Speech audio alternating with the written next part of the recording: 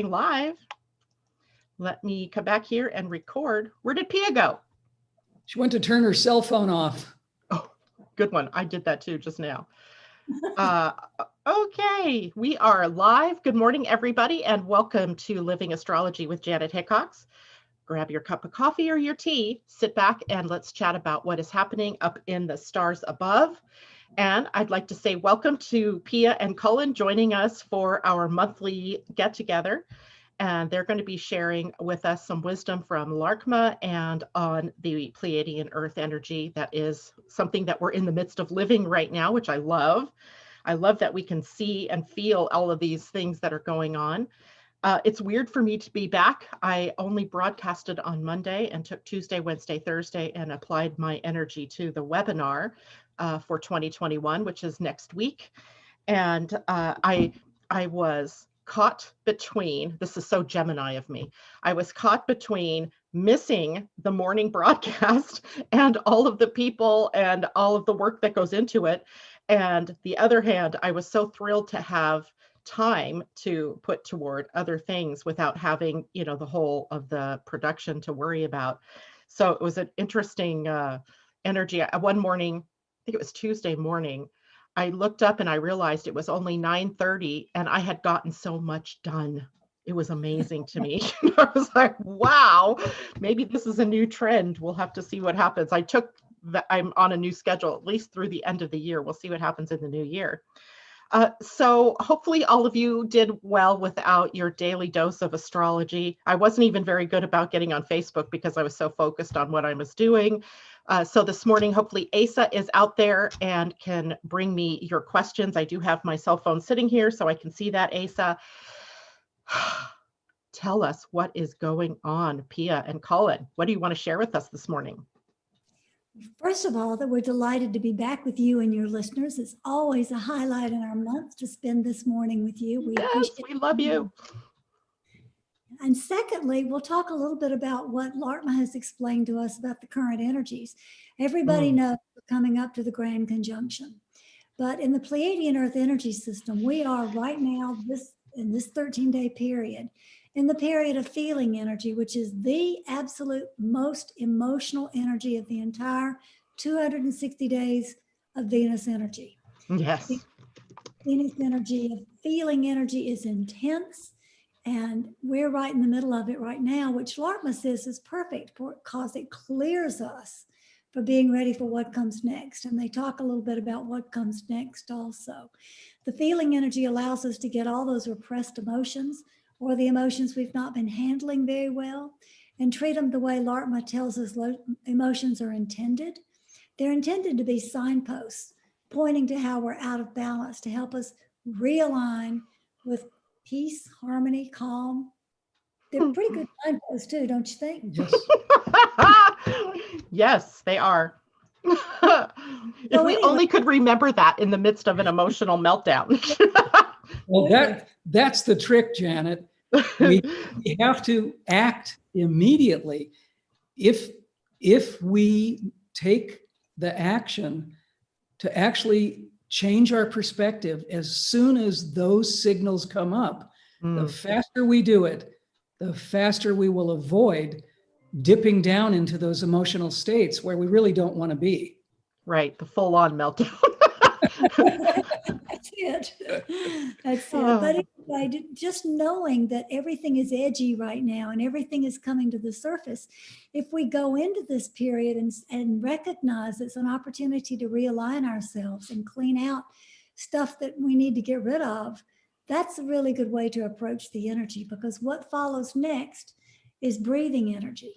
Breathing energy starts on the very day of the solstice, and breathing energy is the energy that brings in multiple perspectives, the ability to see harmony out of chaos, and complete and total unpredictability.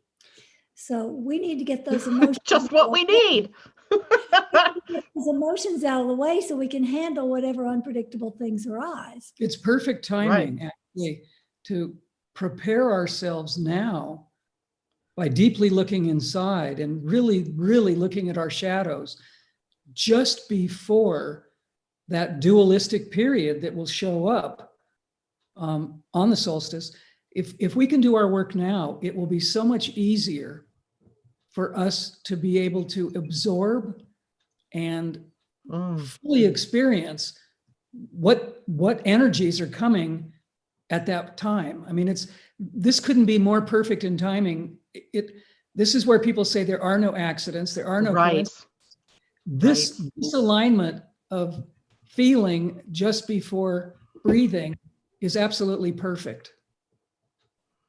And of course, that day, the winter solstice, is also the day that Jupiter and Saturn come together for a conjunction for the first time in air in 200 some years, and first time at 0 Aquarius in, like, I don't know, 800 years. So it's a monumental day in and of itself, even if it wasn't for the energy that you just shared with us, for the breathing energy. So I think it all in total adds up to our needing to become more responsible with how it is that we're showing up in the world, even in the midst of all this chaotic stuff. I think Absolutely, so too. absolutely. I find it interesting, Janet, that for as long as I've been alive, people have referred to Venus in the evening sky as the Christmas star at Christmas. They always say, because it's the brightest star in the sky, that's the Christmas star, that's Venus. This year, Jupiter and Saturn are overpowering Venus, and now people have suddenly switched loyalties, and they're all already saying Jupiter and Saturn are going to show up together as the Christmas star. And I'm like, okay. Well, I mean, they're so bright in the sky when, we've been watching them, for months as they are coming closer and closer together, traveling close together in the night sky. And Venus is actually the morning star right now anyway. So it's not in the night, even though it's still dark, at least here in this part of the world. Yeah. So it's sort of something seemingly shifting here. And that's creating this new viewpoint that Jupiter and Saturn are of major importance. And of course, they are, in terms of astrology, they're the ones that set the course for social and cultural interaction for the next 20 years. So, because they have a 20-year cycle of coming together. And now that they're not only coming together, but shifting into a different element, air, right? Breathing air. Then it just seems like all the ducks in a row or all of the owls are lining up for something important. In an air sign and coming in on the same day that breathing energy starts, which is all about air also. So the breathing and the air are all coming together. And it's interesting also that Saturn and Jupiter are often seen as complete opposites. Saturn with its limits and Jupiter with its expansion. And here in the period of breathing energy, we're harmonizing opposite perspectives. So it's all coming together in a way that's pretty magical, I think. And, the way I look at Jupiter and Saturn together in breathing is that in our natural breathing, we have the compression and the expansion, and the compression and the expansion. That is perfectly aligned with Jupiter and Saturn, right? So, I mean, it just seems so perfectly symbolic of what's happening. And then we also have the solar eclipse coming up here. So any words of wisdom on that for us? Well, the solar eclipse is happening in the Pleiadian-Earth energy system on the energy of universal energy 7, and the Earth energy is seeing. And the universal energy of 7 is all about merging. So we're going to be in an eclipse when it's dark, the darkness there, giving us a chance to go inwards and merge with higher consciousness. That's what the 7 energy is bringing to us on this auspicious day. You want to talk about the seeing energy? Well, yes, but I want to say something about just the number 7. Okay. It's also a portentous energy about the thinning of the veils, because we can connect in that energy with other dimensions, other beings. It's the midway point on the Pleiadian-Earth energy system. There are 13 universal energies, and 7 is the midway point. So it's the balance point also. So being at the balance point and in the place where we can connect with other energies and not be so disconnected from what else there is in the larger reality, it's pretty momentous, so pretty good. Yeah, I think you guys mentioned it in the book about the thinning, that this is the thinning part of this illusion where we can see more clearly the illusion that is being created here, or that we've created on this planet. And then to couple that, I think, with seeing is pretty remarkable. Yes, It and is. boy, do we need that too. The seeing energy. Go ahead. No, go ahead. The seeing energy gives us the ability to see perhaps through the third eye, to see the larger to see the larger reality. When it's coupled with the merging energy, it's not about seeing with the outer eyes, it's about seeing with the inner eyes. Although clearly we can use the outer eyes to see different perspectives too, but it's being guided from the inside. It's from the inside guiding us to see from a higher perspective of everything. So, Do you guys want to hear something really interesting about that day too? absolutely. In human design, that particular day, the sun and the moon are conjunct at a gate that's called light, the gate 11, which is Wow. all about what we're focusing on. So if you were in a dark room and you focus on just even a pinpoint of light, our focus on that expands that experience of the light. If you're focusing on the dark, then of course that's expanding your experience of the dark. So it really is a telling sort of solar eclipse in that it tells us what it is that we're focusing on is what it is that we're in the creative process with. So kind of I don't know. This is just lovely energy that's, even though it might be a little cranky, for some people who are kicking and screaming through all of this, it really holds the potential for us to see ourselves in a new way as creators.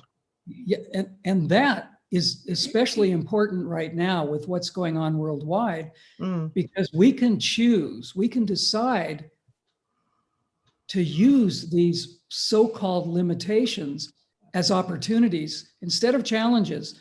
We can actually say, well, look at all the goodness that's come about in the last 9 months between people. We've been able to spend more time with each other. We're communicating differently. Actually, the opportunities that have arisen because of the pandemic, and I say that pausingly, the pandemic that we are experiencing, it has given us opportunities to go deeper and deeper and deeper in social interaction, even though we've been told we cannot really spend time with each other physically.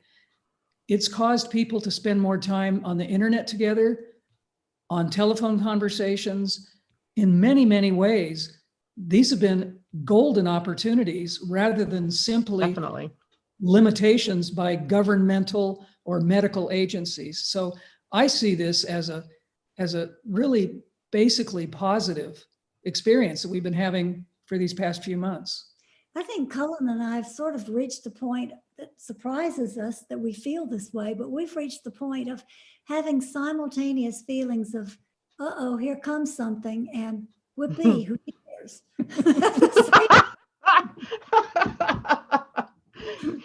I think that there are a lot of people out there that feel that same way. I mean, for me, it's the same thing. I kind of waffle between the excitement of what comes next and what's possible. And, we're nothing but creative individuals, right?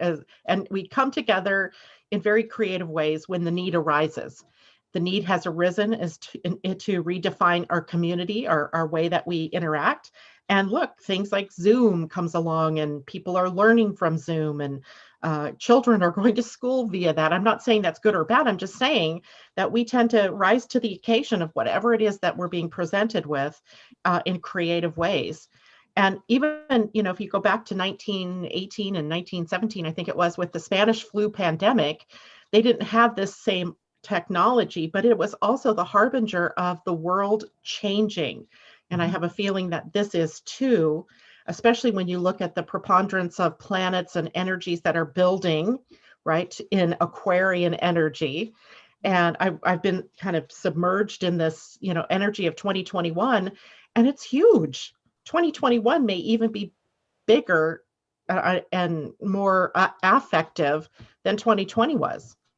Oh, we we absolutely agree with with you. You said something earlier in this discussion about the energies, the astrological energies that are affecting society, our social understanding, our social way of being. We think 2021 is actually going to be a completely different experience than 2017, 2018, 2019, and this year. We think that 2021 will bring an enormous social change because of what's happened in the last 9 months. So what you said is extremely important about the social sense or the or societal sense of the opportunities that will become available, because I think we're going to see changes that we have never guessed would come about. And that can be politically, that can be economically, that can be innovative technology. Yeah, I mean, absolutely. Yes. So I think 2021 is going to bring us the opportunities to really change the world in a most dramatic and very, very different way. Yeah, I agree. I would classify it along the lines of what Greg Braden calls choice points, where we come to a point and we either choose to go in the evolutionary direction or we dig in and we die. Plain and simple. I mean, that's how powerful the timing is of what we're coming to. And I mean, everything that you look at in the outer world is seeing that struggle between the old and the new, right? Going in a new direction and what's possible versus going backwards into the old and the way things were. It's pretty striking when you look at it. And then you see it so clearly in the planetary energy, as above, so below. And all the systems, no matter which way you look at it, through the Pleiadian-Earth energy, through human design, through regular astrology, they're all coming together and saying the same thing. That's when you know there's something up on planet Earth, when all the coherence starts to really dawn on you. Yes. And that's wonderful. That's one thing that Laarkma has taught us for a long time. They've told us all systems are intended to be transcended. And I think what's happening now is a transcendence of systems. Sure, we look at the calendar, we utilize the energy, we look at the astrological placing, we utilize the energy, we look at the human design, we utilize all those place markers to help define our experience. But ultimately what's happening is we're transcending them all, and we're just in the middle of the experience as being defined by any individual system. That's why they're all converging, I think. I think you're right. I've been spending some time going back into mythology during this week as well.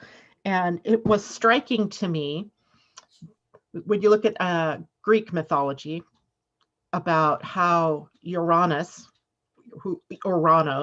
at the time, gives way as the sky god to Cronus, so Uranus to Saturn, and then Saturn to Zeus, or Cronus to Zeus, which is Jupiter.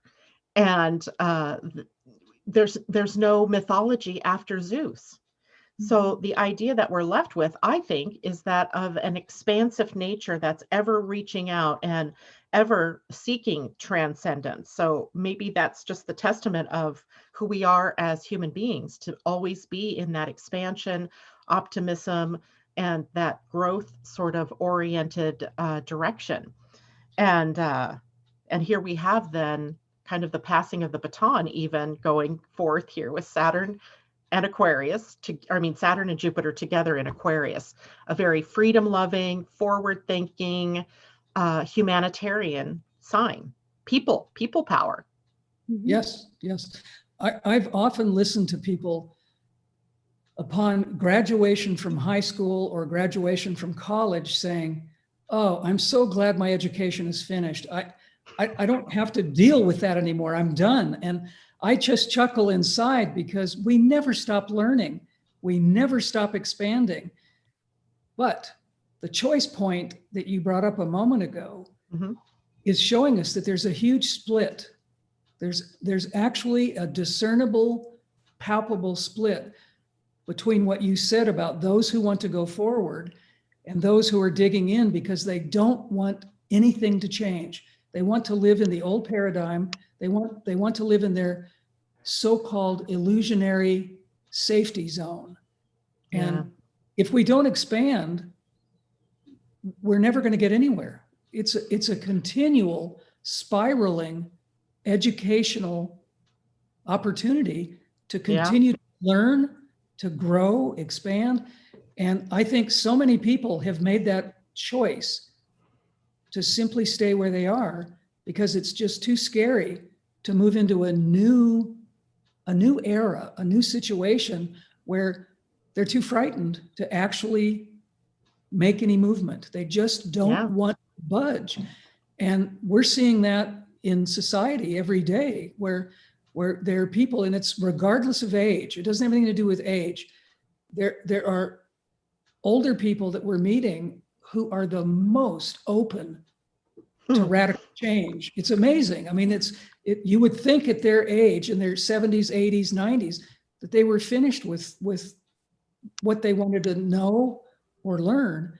And we're seeing all these people who are just so excited about what's coming and how they're changing within the energies that are here right now. So it's amazing about the dichotomy or the difference between those who want to move forward and those who just can't quite make the decision to do it. Absolutely. I mean, it's so obvious now. I think it's becoming more and more like incredibly obvious that the part that wants the part of the population, let's say the energy that wants to stay, is trying to create a fear field for the planet, or that way other people who are wanting to go forward stop and go, oh no, should I tap into the fear over here or not? And I'm going to say not. Don't tap into the fear, because then you just hold yourself to that shadow energy. And Earth's evolution is to transcend that, to move through that shadow, that fear. So we are faced with that very powerful choice point. And it's going to depend a lot as we move into 2021, what your focus is on as an individual. And if you want to stay locked in the past and you're focused there, I mean, I don't know. You know what? At one point, I had this mad thought in my mind that some kind of actual split would happen in the dimension of Earth, where that part that was in that old energy went their way, and then what was left was this other energy that was ready to move on. Why are you laughing? Well, because this is coming to a theater near us soon. We actually feel like that's already happening. We think it's already in motion. Have you had the experience of being ready to going down the street and you're seeing a car that's ready to pull out, and they're looking both ways and you're coming right towards them, and they look right at you and then they pull out in front of you? Yeah, happened to me yesterday. That and the idea that you're in a doorway in a store sometime, you're about to go in and somebody slams the door in your face because they don't see you. They don't even know that there's someone right behind them. We feel that that's already evidence of the split that is happening into other dimensions. They're in one dimension, we're in another dimension, but they're not separated yet. They're just simultaneously existing side by side. So we can see them in their dimension because we've been working on ourselves and getting rid of those shadows. But they who might be entrenched to the old ways can't see into our dimension because they want things to stay the same. So therefore, we think the split is already happening. This happens to us, Janet. If we're walking on a nature trail and there are people coming in the opposite direction, often they don't even see us. They continue to talk, or they continue. We have to jump out of the way. We actually have to get out of their way. Yes, because they don't physically see us at all. And so for us, we know this split is already occurring. It's obvious to us that there are two different realities going on simultaneously. And anybody who's having experiences like you just described yesterday, it happened to you yesterday, it's happening for them too. They just don't know how to explain it. Most people are saying, what's wrong with those people? Why didn't they see me? And they're not considering the possibility that they can't see it. And I'm sure there are other physical things too, like yes, like periodically it's like, did something just shift, because the whole world just feels like it just shifted, even though yes. there's not a physical, like I felt it, I just sensed something huge that just moved. I wake up sometimes and I'm like, what world am I in? Where am I? Yes, We yes, we we have understand. we have those sensations quite often. Ah, well, at least I'm not the only one. I'm not going crazy. Oh, No, you were you're indeed not. you were indeed not. We also will share with your listeners that we're having more and more visitations from others from different dimensions. And Oh, other people are as well. Last night, Cullen and I were both awakened out of a sound sleep by some sort of, it sounded like a police siren that went off on a cell phone. That's the best way I could explain it. It was like a kind of sound, just really quick. And then we sat up and we both looked and there was nothing there. And we closed our eyes and then all of a sudden the room was filled with totally white light, just filled with light. The rest of the night, there were clunks and noises and there were beings in the room all night long, moving around. wow. We know that they're making contact with us, not just Laarkma, our beloved Pleiadian friends who've been with us for so long, but many, many others who perceive that we're approaching being in the other dimension more quickly. They're there with us. They're right there and they're making themselves known.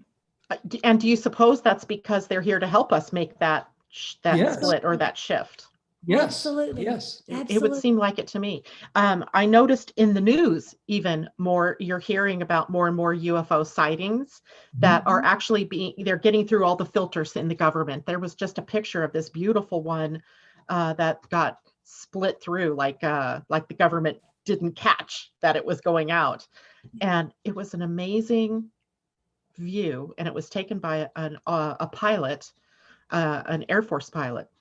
And I went, oh my gosh, how did that get through the sensors? Probably because they're too busy doing other things.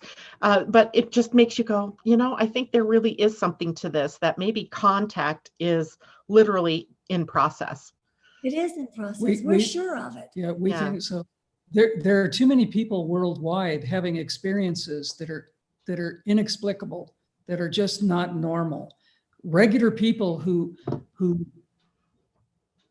normally wouldn't think of themselves as interested in spaceships or contact from other dimensions. People are seeing things and feeling things that have never been as available as they are today. It's becoming enormous, actually. It is. I have a question from the audience. Are you open to taking a question? Sure. Okay. So forgive me while I just read this because I got to read it. This is from Tom, right? With all the threats from fear out there, do we still have reason to be optimistic that humanity has kept the faith in the worst situations? He says he's generally optimistic. I would say there's always the possibility for optimism and for the higher vibration, and light will always win over dark. So why be pessimistic? Pessimism just adds to the fear and the darkness and the other side. Why spend any energy being pessimistic at all? I think we should absolutely allow ourselves to feel optimistic. I think so too. Being in a pessimistic perspective lowers our vibration immediately. It's pessimism is, I won't say a cousin to fear, but possibly connected. And anything that we do that's not uplifting or that's not in a joyous or a blissful kind of sensibility lowers our vibration. And so being pessimistic certainly doesn't help us. It doesn't help us. And unfortunately, that energy ripples out and touches everyone else, not just someone sitting near us or someone we're talking to. It ripples out all around the world and it ripples out into the cosmos. So being pessimistic is really not such a good place to reside. We try to every day, whether we're at home working or whether we go out grocery shopping, we try every day to be aware that we're sending our energy outward and that we need to be responsible for what we send outward. So we try to laugh and have a good time and be upbeat no matter what's going on, because that's the energy we want to transmute the planet. Exactly. There's so much negative energy that so many people are worried about so many things because of the world condition, about finances, not being able to spend time with their families. Are they going to lose their job? There are so many possibilities that people's lives will change in not such a good way, that energy of worry is clouding the collective. It's a miasma of a foggy, really confused energy, and it's affecting everybody. I mean, Pia and I can wake up in the morning and we're perfectly fine, but by the time we actually get out of bed and start our day, we might feel altered simply because so many people are so upset, so many people are so dismayed, so many people are depressed, that we can feel what's going on in the collective. So we have to work even harder to make sure that we don't join that energy, but that we transmute it with our own. That's exactly right. That's the task in front of each one of us, is to be able to do that. I think, people who are not optimistic often use the argument, well, that's not being realistic, right? So I'm going to put forward that we do something called realistic optimism, where we aren't going to the Pollyanna pie in the sky. We need people that are going to do that, right? We need those dreamers, but we also need those people that are going to build and construct what is new and what comes next. So we need that realistic optimism, and we need to let go of that control and fear mechanism that's been in place on the planet, that pessimism is just a symptom of, I think. Yes. Well said. Yes. Yeah. And I think that's the struggle, is that, the more that people in general are awakening and moving more into that optimistic and humanitarian direction, the stronger the fear, the control people, the control measures on the planet are taking hold. It's like we talked about, I think it was last month, the fingernails, holding on by the last nail. Let's see, I think we have another question from Ursula. Would you please comment on the trauma clearing sessions that you offer on your website? Oh, nice. Well, the trauma clearings are a special program that Laarkma put into place about 1.5 years ago. And when they put the program into place, they made the announcement that this would be for a limited time only. It's the time for giving humanity a chance, for those who wanted to work with their traumas with interstellar help, that they would bring a different vibration and energy into people who are willing to face their challenges, their trauma, and to rewrite their history, more or less. You can't really change what happens in the past, but you can change how it impacts you in the present. So that program has been in effect for 1.5 years. We are in the last week of that program. Laarkma has announced that with the new energies that are coming in, the program will not be effective. We need to either deal with our traumas or find another way to move forward, because it will not be appropriate to do this any longer. So we're in the very last week of doing that for people. It's a series of 3 sessions. Each one addresses specific areas of trauma that the person is carrying. Sometimes people don't even know what the second and third is, but by the time they finish the first, the second and third come to the top. That's what it is. Like an onion. Oh, there's another layer. Oh, there's another layer. Everybody who's gone through the program rants and raves and says it's wonderful. And we have to just trust that Laarkma knows that the timing was right to start the program, and that they know the timing is right now to stop the program. We will still continue to have personal synchronizations, which are one-on-one conversations people can have with Laarkma, or evaluations on how they're doing. But they're stepping back from the trauma clearing work. And so that's only good through the end of this month, or just the end of this week? 16th of December. Next Wednesday. Yep. That's right. That's the last day. That seems totally appropriate for some reason. Because you're tuned into the Pleiadians, Janet. I love them. It's energetically appropriate, because it has to do with what we've been talking about during this entire conversation. the split, the changes. It was an opportunity to really delve into one's shadows. And the choice point basically has been made by everyone on the planet, where they're going, who they know they are, or in their total confusion of living in the illusion of not knowing anything about a true reality. So I think it's another perfect timing situation that people just need to take personal responsibility. And this is going to sound blunt, but get with the program. Or leave the planet. No, just kidding. It's like Universal Energy 9, which is harmony, and Earth Energy evolving. So it's ending on 9 evolving days, the last day that Laarkma was offering this program, which I think's pretty well interesting. And the following day is 10 self-regulating, which is now get with it and do it on your own. We've shown you how to do it.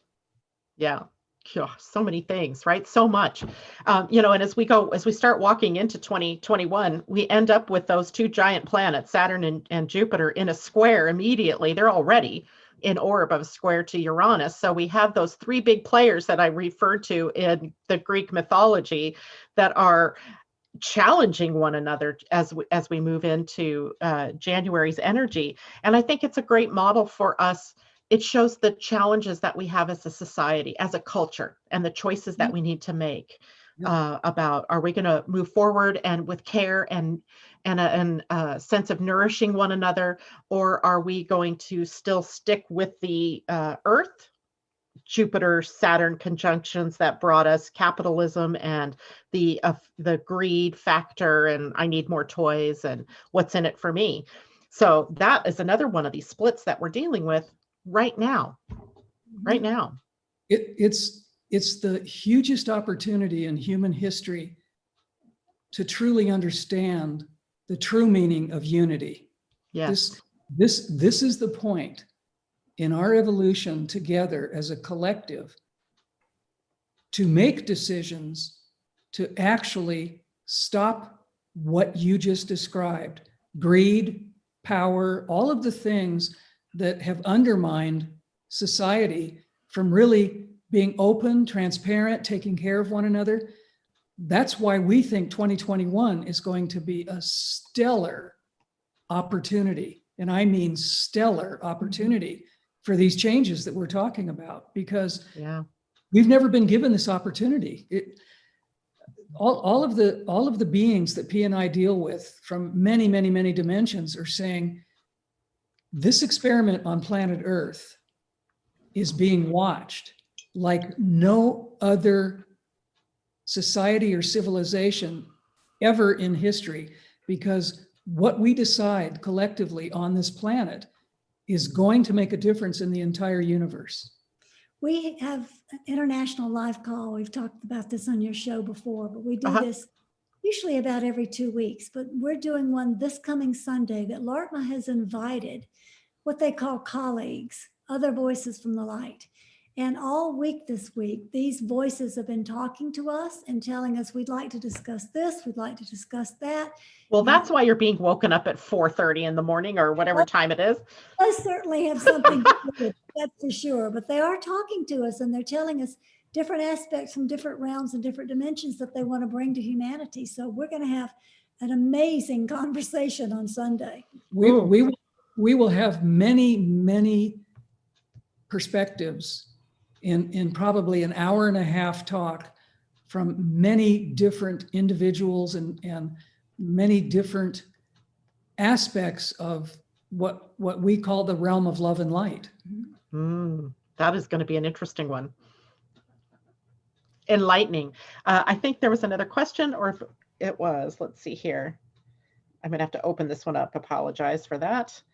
J-Lo says that she had an accident in a certain area, and then her daughter also had an accident in that same area. And she also noticed yesterday a car doing the same thing as you just explained.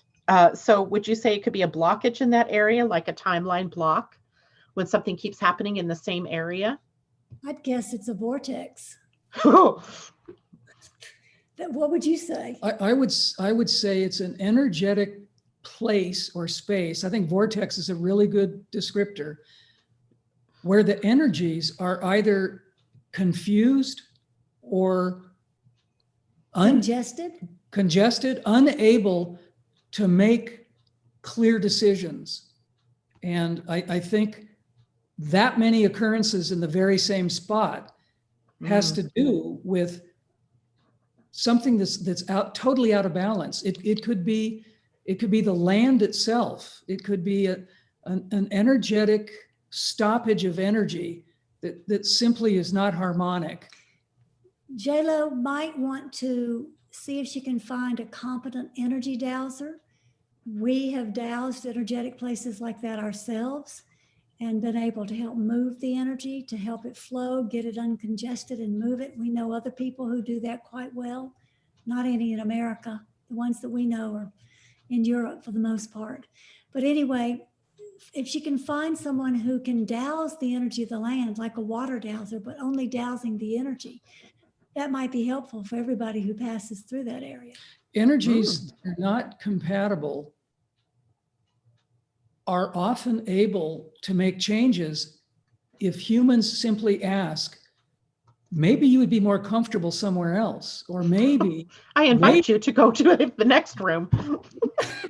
Or maybe you could simply stay where you are, but change your perspective or change your attitude about what's upsetting you or what's confusing you. And we've had miraculous effects of doing this. We've met dowsers all over the UK and Europe who do this on a daily basis. They help people change the energetic environment. If they're not having a good time in their home, they can simply talk to the energies that come up from the land, or ancient energies that have been there forever from the beginning of the planet, that simply are unhappy because they didn't want a house built on top of them. Or a highway or something like that. I think the idea, Janet, is to recognize that everything has consciousness. If you think of just a road or just something like that, you're not allowing recognition of the consciousness. And I think what energy dowsers do, including Cullen and me, is to recognize the consciousness of the place and just talk to it. And then it can move, it can change. So that's a great way to approach that kind of an issue, because that does happen surprisingly a lot, where we have this one road and it seems like there's an intersection across this one, it's a highway, and there are more accidents at that particular place than any other place along this road. And it's surprising to me. People know that that's happening there. So maybe I need to go find a dowser and douse that road. Yep. That intersection. It works. It truly does. I'm sure. To some people, it might sound magical. And well, actually, it is magical. It is magical. It's mystical. But we're on a magical, mystical tour, aren't we? We are indeed. Oh, gosh. Well, is there any last thoughts that you want to leave us with before I shift over to astrology? I could talk to you the whole hour, but I really have some other things I need to tell people. We're going to hear what you have to share. We will be quiet and be grateful to hear what you're sharing this morning. Awesome. I'm actually going to share my screen so people can see some graphics. Oh, good. The only thing that I would end this conversation with is it's time to put on our knee pads, our elbow pads, and our crash helmets, because we are going to be experiencing things that we have never experienced, things that will be challenging and absolutely enlightening and forward moving. So I think for the rest of this month and into 2021, we have to be prepared to look at what's coming, feel it, deal with it, experience it, and just be part of it. So thank you, Janet. Let's hear what you. Thank you. The other thing that I just want to say to your point there is that, the times that we're living in right now sort of mirror the time where we were coming out of the Dark Ages and into the Renaissance period of time. So we're not quite, we're kind of we're kind of right at that cusp. Like, are we going to decide to go into the Renaissance, or are we going to stay in those dark ages? So that's kind of another analogy that we can bring up.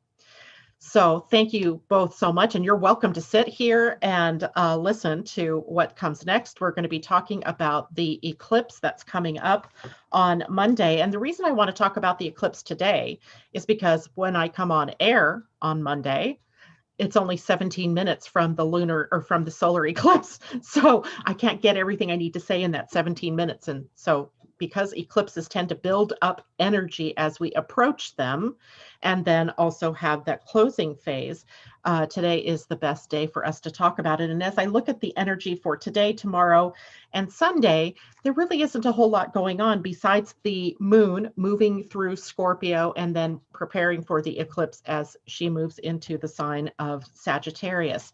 So right now I'm going to share my screen. If you'll bear with me for a moment, which one do I want to share first? Let's do this one. So what you're seeing in front of you is the astrology chart for the actual new moon solar eclipse on Monday. And that solar eclipse occurs at 8:17 a.m. Pacific time, 11:17 a.m. for those of you on the East Coast. And if I looked at universal time, it looks like, what is that, 4:17 p.m. for those of you in European time. I'm not sure what time zone you all are in. I think you might be a couple of hours after GMT, right? Yes, Yes, Yeah. 2 hours. 2 hours. So it'll be more like 6 p.m. your time that you're going to experience that. And the eclipse is occurring at 23 degrees of Sagittarius. So it puts it right here. This is a chart of the event. This is not a person's chart. So it would be like this being the event being a person. And it is occurring, interestingly enough, in the 11th house, which is the house of the sign Aquarius's rulership. So it's sort of, in a weird way, sets the tone for what it is that it comes next. And that is this movement of planets one after the other into the sign of Aquarius, leaving finally Capricorn behind. And the fact that this eclipse is sitting in the sign of Sagittarius tells us that what we have to really link to are the beliefs and the ideas that are ingrained, the patterns that are ingrained in us that we need to take a look at and really ask ourselves the question, is this real? Is this worth taking with me? Is this something that I can let go of as we begin to move forward? It's a new moon. So it's always offering us up the opportunity for what's new, setting intentions in a way for something new to occur. And as all of you who listen to me know, I love to go to my Dane Rudyard astrological mandala. This is my favorite little book of wisdom when I want to see what's going on at a specific degree of the zodiac. And indeed, here is the message from Dane Rudyard: a bluebird perched on the gate of a cottage. And it hints at good fortune when we remain true to ourselves, which is another way of saying to be in integrity and to be true to those values that we hold, both individually and collectively. And when we take a look at ourselves honestly right now, are we living in accordance with those values? And what are those values? Could you state them? I mean, there are some that are pretty obvious, right? We value raising healthy children. We value educating our populations. We value family. But are we living in accordance with those values? That's what this eclipse seems to say to all of us.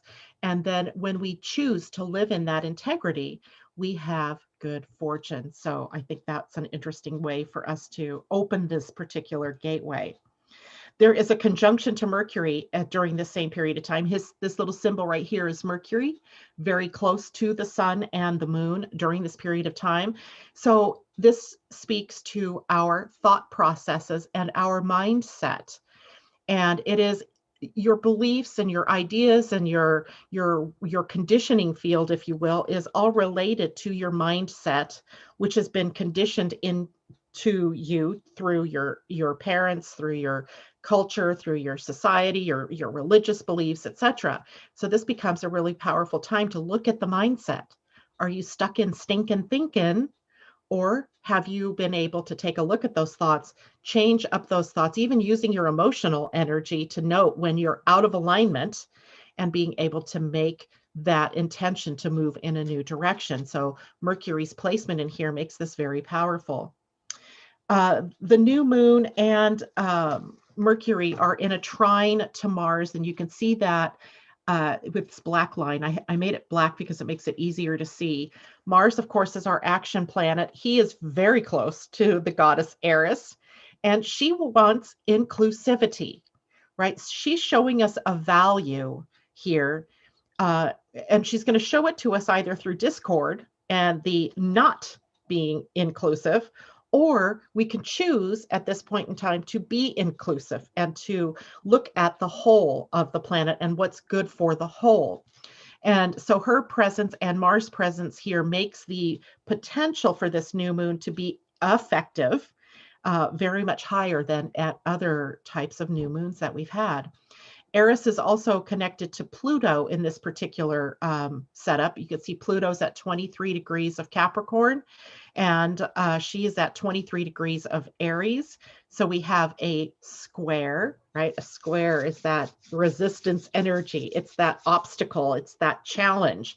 So are we being challenged, right? To lay down our swords in some way, to really address what is the underlying anxiety that we might each be feeling individually, or that groups of people may be feeling about walking forward, about moving into our future. And of course, the day of the eclipse here in the universe, oh Lord, in the United States, is the day that the Electoral College will place their votes and finalize the election from November 3rd. So the election being certified, but not everyone happy about it or believing the results, is another symptom, that division that's going on here, where fully, I read something this morning, it was 77% of Republicans believe there was a fraud that went on in the election. I feel like that's kind of like what we felt 4 years ago when President Trump was elected, that we felt that same thing, that there was some fraud that was going on. And the question then is, why do we always default to that shadow energy when something happens that we don't like, right? If we don't like it, why do we have to throw it into fear? Why do we throw it into shadow? And finally, Venus is in a sextile to Jupiter here. These are the two benefic planets. At least in astrology, we look at Venus as love energy of our values and living from our values, but it's also about living resourcefully. And Jupiter is also a benefic planet here that graces us with good fortune, right timing, and gifts when we choose to do the work. So is the real news about this particular eclipse about Venus and Jupiter coming together and making us realize that we have to live in a new way, that we have to let go of all of that fear and all of that fear mongering and live the high side of the potential that we have here. So when I look at this particular, I mean, we have big things coming, right? We have this eclipse, then we have the Jupiter Saturn conjunction, and then we immediately run into that square with Uranus. So these are energies for these next couple of months, that the tone is being set by what happens here at this new moon. And then I'd like to take that one step further and say, this new moon is being driven by what it is that you as an individual choose to focus on. Are you focusing on the negative, as we spent most of the morning talking about, or are you focused on what more is possible, right? What more is possible in terms of, can we open up our minds and can we have an open heart and an open soul and step forward, right? I always think, by the way, Pia and Cullen, of the energy of 7, as the gate, the tarot card, I think it's the World, where there's this beautiful sort of archway and this being standing in this archway. And is she going to choose to walk over the threshold into the new, or is she going to move backwards into the old? And I know that's not what the card means at all, but that 7 energy reminds me of that particular card. Are we going to walk fully into it? arms open, heart open, head open, mind open, or are we going to shrivel back up and, say, nope, I'm not ready to walk through that door? I think the choice is each of ours to make at this particular time. Asa, there was another question that came in, and let Tom know I will bring that up to them here in just a minute, okay? Now, I'm going to stop sharing this particular image, and I want to show you the interesting path of this particular eclipse. Let me see if I can make that bigger because that's small. When you look at the path of an eclipse, this is the part of the world that will view this particular eclipse. And it's out over the oceans, right? It's out over the Pacific and it's out over the Atlantic. And just this little piece of, well, most of South America it's visible, but mostly the path of totality is right here.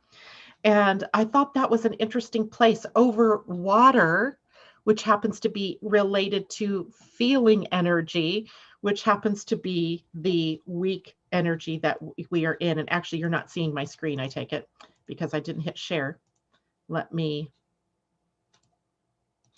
There, now you're seeing it. So it's mostly out over here in the Pacific and the Atlantic, and we have this one piece of land here. So it makes me think about, like I said, the emotional energy, the feeling energy of this time period that we're in, and the waters being changed, right? The water, the feeling energy being changed during this period of time.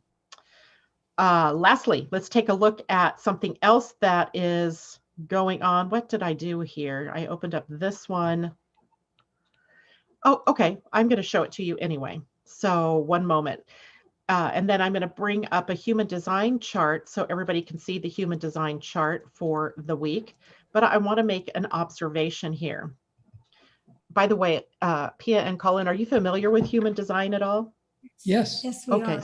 So you recognize the human design chart, and I'm zeroing in right here on the connection from the sacral center down to the root center.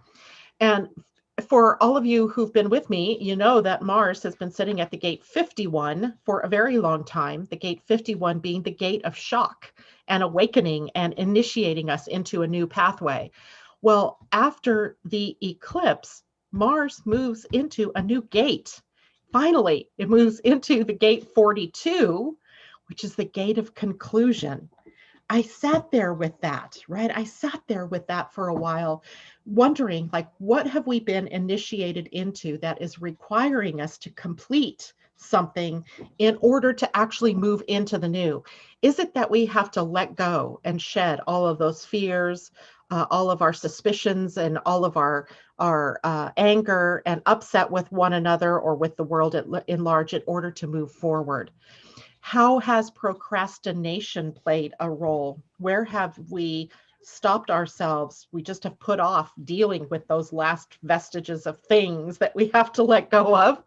Or on the opposite side, where are we doing too much, right? Trying to do too much. We're trying to take on, what is her name? Byron Katie. She always talks about my business, your business, and God's business. Where are we trying to take on mine, God's, and your business, instead of just working on our own personal business? So that'll be a great question as we move on. Here where we are going to need the space to respond. I didn't say react, where we are needing the space to respond to what is the opportunities and the challenges being presented to us as we walk forward. And here's the best part. I wanted to get this the song, oh, I cannot remember who sings it. Tom will know. Celebrate Good Times. And is it Cool in the Gang? Or I don't know. Anyway, I love that song. And this particular gate is about celebrating when we've actually done this work and we're moving on. We're choosing to move forward in a very healthy and powerful way. So Mars at the gate 42 showing us that direction. And I'm going to stop sharing for a minute and get another file up. Got to watch my time here. I want to show you the human design chart for the week. I'm in there we go. And this will be week 3. And And sharing my screen once more. There we go. Here we go. So now what you're seeing is what will be the energy that begins on the 14th with the solar eclipse in human design, which is where this particular week's theme is about sharing new possibilities and new ideas that are inspired by source, right? Coming in from source or God or the Pleiades, wherever these energy ideas come from. The sun and the moon are going to be in a conjunction. They will be at this same gate, gate 11, which is now called the gate of the conceptualist. But this is about sharing the light, sharing new ideas. If you look in the gene keys, you see that the Siddhi, the highest expression of the energy of that day, is about light. And Richard Rudd, who wrote the gene keys, says that if you can even see a pinpoint of light in a dark field, and you can focus your eyes or your attention on that light and just cause that light to become bigger and to expand, that you are doing what you need to do to bring in more light, both to yourself, to your DNA, to the planet. So the idea that the solar eclipse is sitting at the gate 11 blew me away.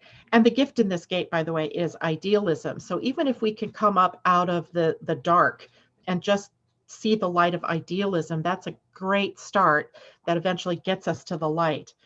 And of course, the earth always brings up the challenge, right? The earth brings us the challenge at gate 12, which is a channel of the channel, right? This is a gate that just literally is able to speak to information that comes in from transmissions, if you will. It's the gate that my particular sun is sitting at, so I know this one well, but it's also understanding how your mood and your emotions affect what you're thinking and about what it is that you're saying, and how it plays in our ability to speak positively or negatively.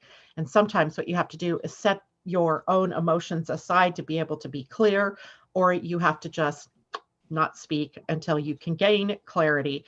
So if you're having trouble seeing the light, then at least don't speak about the fears. Don't add more energy to that fear on the planet or that shadow. Wait until the mood shifts and you're again able to see the light. When we get to the top here, it's purity. And the gift of discrimination is more about being able to discern, to know yourself well enough about mood energy so that you don't buy into the reactivity of emotional energy. So as we look at Monday, all signs point us in a very powerful direction of a shift that's about to happen, but it's a choice that we each have to make in order to do that. It isn't just going to, it's certainly there. It's possible. It's like, I can feel it. I can sense it. I can taste it, touch it. But unless I choose to walk through that gateway, it's not going to happen. So we are all each responsible for how things are going to go from here on. Lovely, lovely, right? All right. So now I said I would like to give you the question that I missed. Ursula, speaking of geography in late, are you living in Greece for specific reasons? Triangulation of light? That's a great question. Why do you live where you live? Well, we don't live in Greece to begin That's with. right. We chose to be here because we're dissipating some dark energies. This is appropriate to be where we are. We're as close. We're the closest EU country to the Middle East. We are a half an hour flight to many Middle Eastern countries that are not having a very good time. So we're here with that to bring light and peace to the area. I love it. That's a perfect placement for you guys. And actually, Cornelia was at my house last week, and we've decided we're coming to visit you as soon as we're able to, because right now nobody can travel. Fantastic. Yeah.